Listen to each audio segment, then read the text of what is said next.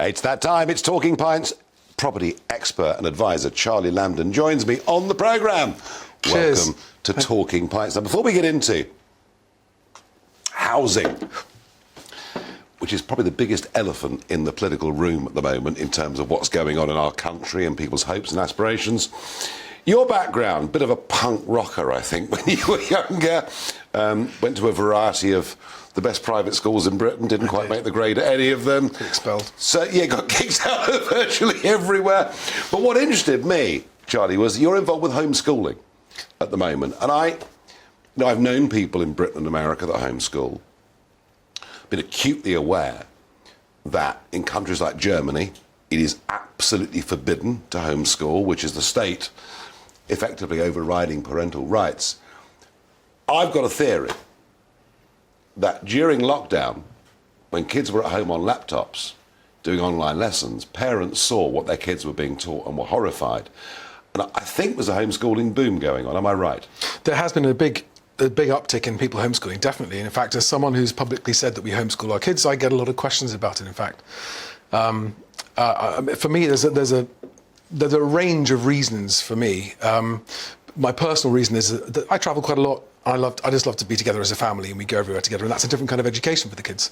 I also would prefer to take responsibility for my own kids' curriculum, if that makes sense. I think when you think ahead, my kids are young, 15, 20 years from now, what's the world going to be like? Nobody really knows. So whether or not just the standard academic curriculum is going to be the best for them or not, my choice is I'd rather take that responsibility on. And I get to spend more time with my kids while they're small, which is just magical. Can you, with homeschooling, can they be socialised in a normal way with other kids as well? Well, in fact, it's a common misconception that kids don't get socialised. I mean, our kids go to lots of different local classes like dance and gym and martial arts and forest school, and it's a different group of kids everywhere they go. So not only are they not in a sort of boiling pot of the same children all day, every day, which they would be in school, they're seeing different kids, but because we travel a lot, actually they get to see a lot more of just everyone, members of the public. Well, you're a very powerful advocate for it. And so I know several people that homeschool and do it incredibly well. I just think as government gets bigger and bigger and bigger that they're going to come after homeschooling at some point in time. I would be terrified to be told by the state that I can't decide what's best for my kids. No, well, good for you. Now, Charlie, you had a career in the City of London, working at a very similar company to me at a very similar time. The city wasn't quite for you. No, I got fired from that as well. We love having on Talking Pints people who be wastrels who found their way in life later. That was the last time I was actually employed. That was about 30 years ago, roughly. But it was a fascinating... I was in the city while all my friends were at university, and I learnt how global markets work, derivatives, futures options, all the different commodities. It was fascinating. And of course, not just a sort of hands-on education, but also fascinating insight into a major industry and how it works. Well, I did it for 20 years before getting involved in politics and other things. But you've moved on from that, Charlie, and, moving home with Charlie, this is your big pitch these days. So let's just have a big think about this very important thing that is the property market. And it comes in a whole variety of ways. The first is, of course, the rental market. People buy properties to let. They do it commercially, or they inherit a home, or they buy an office block in London and they let out offices. I mean, people tell me that for a young couple, maybe in the 30s, living in London, both on reasonable salaries, even paying the rent for a property makes their life very, very difficult. We heard Michael Gove the other day talking perhaps about changing leasehold arrangements.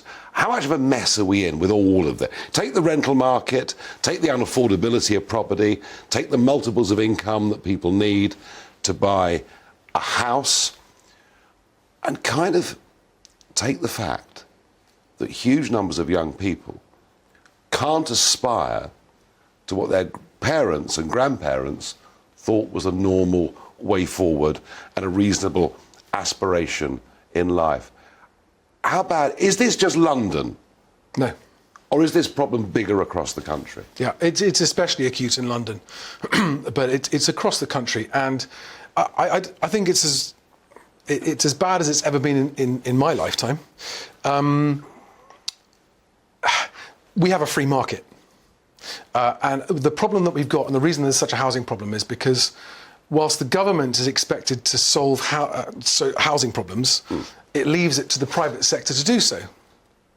But they have slightly different agendas, and so it's not the private sector's responsibility to solve the housing crisis. Private companies build houses and sell them. That's what they're entitled to do. And they have all kinds of ups and downs, and they can make good profits in the good years, and they have challenges in the bad years. But I think that if you're a young person today, and you look at, even if I get a really good paying job, I can't afford a place big enough to have a family. And I was talking to my audience on the Moving Home with Charlie YouTube channel, and I said to them, an economy that doesn't allow a full-time employed person to live in a decent home isn't a functioning economy. No, I get that. And yet against that, do people have the right to buy second homes? I guess they do. I mean, but that leads to problems, doesn't it? I mean, take Padstow in North Cornwall, the beautiful Camel Estuary, picturesque little harbour, but in the winter there's no one there. And the property prices have been driven up to a level that no local can afford it. I mean, that is the free market in operation, but it's difficult to intervene in that, isn't it? It's a horrible catch-22 for that example, because, of course, on the one hand, in the winter months, it's a bit of a ghost town, and there's not much community and there's not much work. But, of course, tourism is a huge part of their economy. I know. So it's a real catch-22. Yeah, I mean, wherever we look at this issue, we find complexity, and it's one of the reasons why we've seen U-turn after U-turn in that building behind us over the last couple of months. British population has risen by 8 million since the year 2000, and I've talked a lot about open-door immigration and the pressures that's put. But either way, we are now where we are. Neither party seems to know what to do. We keep hearing of housing targets of up to 300,000 new builds every year. We never seem to reach more than a couple of 100,000. This year's going to be below that, I think. A whole raft of environmental requirements that builders are struggling to meet.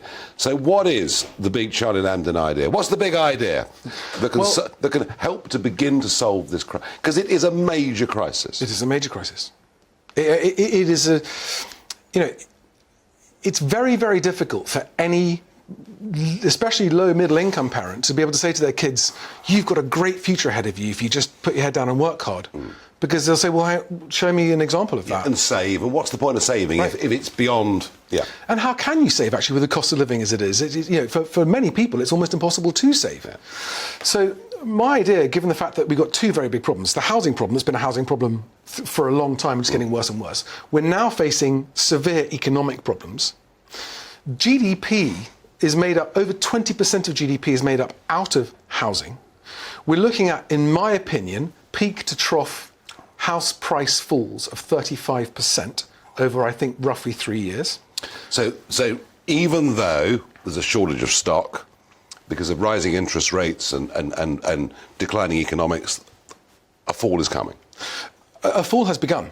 There's a 6 to 9 month delay in the figures that we're getting from the land registry because of so with that fall, this is creating real problems for the government, for the economy, for jobs. We're already seeing an uptick in unemployment, an increase in redundancies. We're seeing job vacancies starting to fall.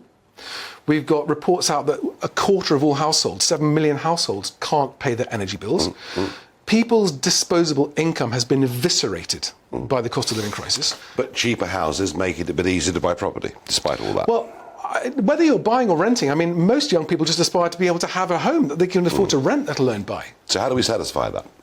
Well, I have spent a lot of time racking my brains over this, and the government seems to borrow lots of money for all kinds of things.